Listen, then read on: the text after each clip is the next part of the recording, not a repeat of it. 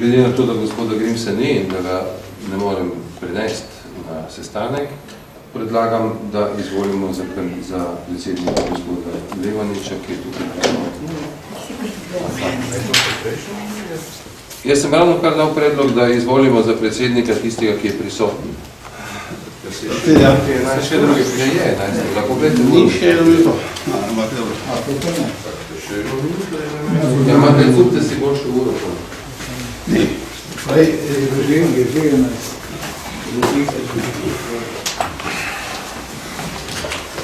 Gospod Grims, vi ste včeraj pred celim državnim zborom govorili laži o meni. Imam problem danes se z vami sedeti za isto mizo, dokler se ne umaknete laž, da sem jaz zavlačeval postavljanje na dnevni red ratifikacije. Jaz sem bil tisti, ki se je posebej trudil in klical predsednika vlade, predsednika parlamenta, opozarjal, da je treba to stvar dati na dnevni red, zato da bomo pravočasno.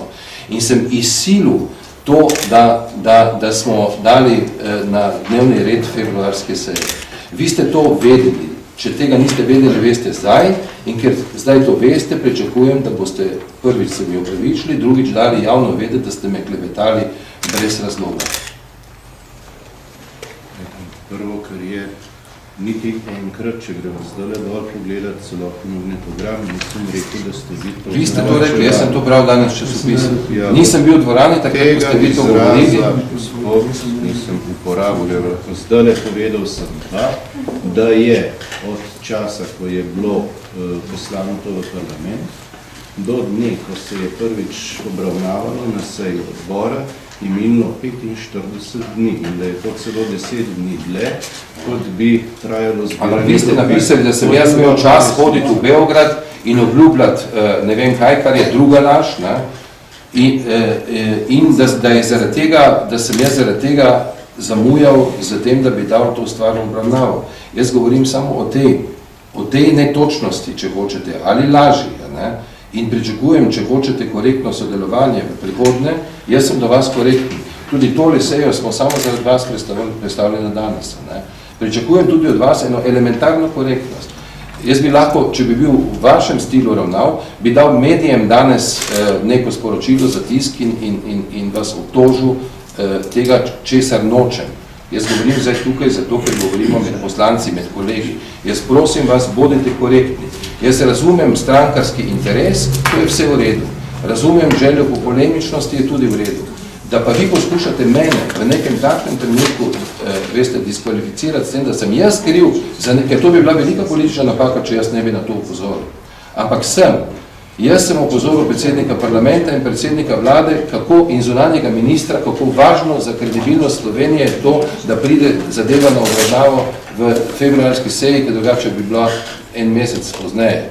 Ker po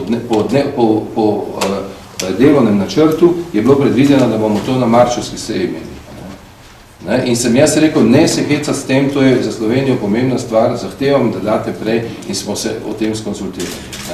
In vi ste, veste, vi tako nekje iz neke želje po enem majhnem nagajanju ali kaj, kar jaz lahko toleriram, razumem, takšni ste, jaz vas ne bom spremenil, ampak veste, na seji, ko se ravno to obravnava za stališče, je bila napravljena politična napaka ali ne, vi meni ne morete tega imputirati. Ko še enkrat povem, jaz vas tega, da ste vi osebno zavlačeval na ta način. To ste rekli? Ne vem, kolegi so program gledali. Dobro, pogledajte, jaz nisem hotel o tem razpravljati. S temi časovnimi roki. Vse, kar sem govoril, pa to pa najbrž je tudi jasno, nisem govoril zato, ker bi si jaz to zmislil, ampak smo se tako govorili v okviru poslanske skupine. Vi ste moje ime kot krivca, vi ste mene kot krivca označili, gospod Grimsa. Da to preverijo in sem zahteval, da mi te podatke, konkretno datume, celo v pisni obliki dajo zato, da ne bi storil kakšne krivice, ker sem pri teh stvari, kolikor se le da preveriti. In sem tudi to imel v pisni obliki pred sabo. Dobro, kolegi, jaz se vam opravičujem zato, ker sem to temo odprl.